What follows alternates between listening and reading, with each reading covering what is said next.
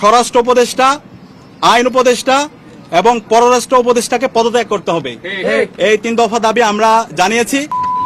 আমাদের 1 নম্বর দাবি, আমাদের ভাই উসমান হাদির উপর গুলিবর্ষণের সঙ্গে জড়িত প্রত্যক্ষ হামলাকারী, পরিকল্পনাকারী ও সহায়তাকারী সকল সন্ত্রাসীদেরকে গ্রেপ্তার করতে হবে।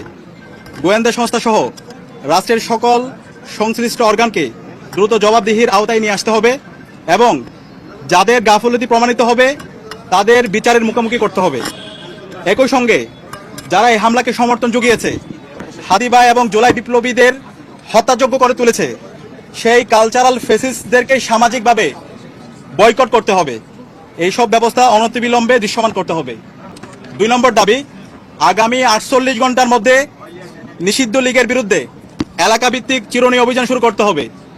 নিষিদ্ধ ঘোষিত সংগঠনের বিভিন্ন স্তরের সকল সন্ত্রাসীদেরকে গ্রেপ্তার করতে হবে এবং সব ধরনের অবৈধ অস্ত্র উদ্ধার করতে হবে।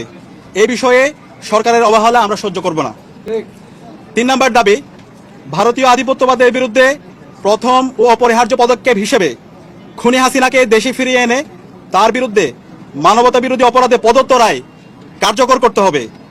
গণহত্যাকারী সন্ত্রাসীদের আশ্রয় দেওয়ার প্রতিবাদে ভারতের সঙ্গে কূটনৈতিক সম্পর্ক পুনর্বিবেচনা করতে হবে। অভিযুক্তদের ফেরত না দেওয়ার পূর্ব পর্যন্ত কূটনৈতিক সম্পর্ক স্বাভাবিক করা যাবে না। এই দাবি অনতিবিলম্বে না মানা হলে এবং আইন শৃঙ্খলা পরিস্থিতি দৃশ্যমান পরিবর্তন না দেখাতে পারলে স্বরাষ্ট্র উপদেষ্টা, আইন উপদেষ্টা এবং পররাষ্ট্র উপদেষ্টাকে পদত্যাগ করতে হবে। এই 3 দফা দাবি আমরা জানিয়েছি।